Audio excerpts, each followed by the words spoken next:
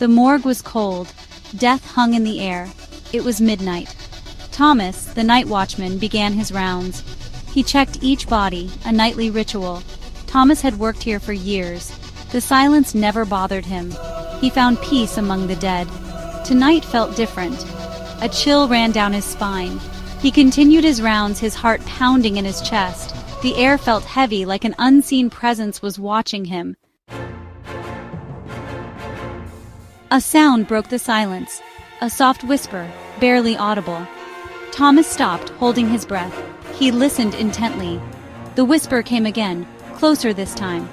It seemed to come from the refrigerated drawers where the bodies were kept. Fear crept up his throat. He slowly approached the drawers, his hand trembling as he reached for the handle. His heart pounded against his ribs, each beat echoing in the silence. He pulled open the drawer.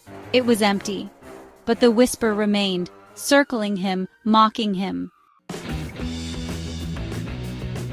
Thomas backed away, his eyes darting around the room.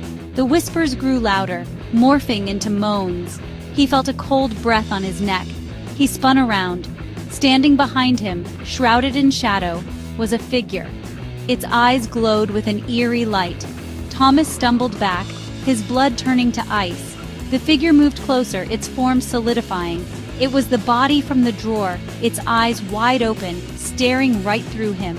Thomas couldn't breathe. His mind screamed. He was trapped in a nightmare. The body reached out, its cold, lifeless hand grasping for him. Thomas closed his eyes, waiting for the inevitable. But the touch never came. He opened his eyes. The figure was gone. The whispers ceased.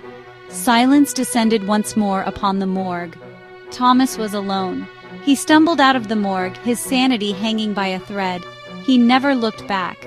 The dead had spoken, and he had heard their chilling message. He knew the truth now.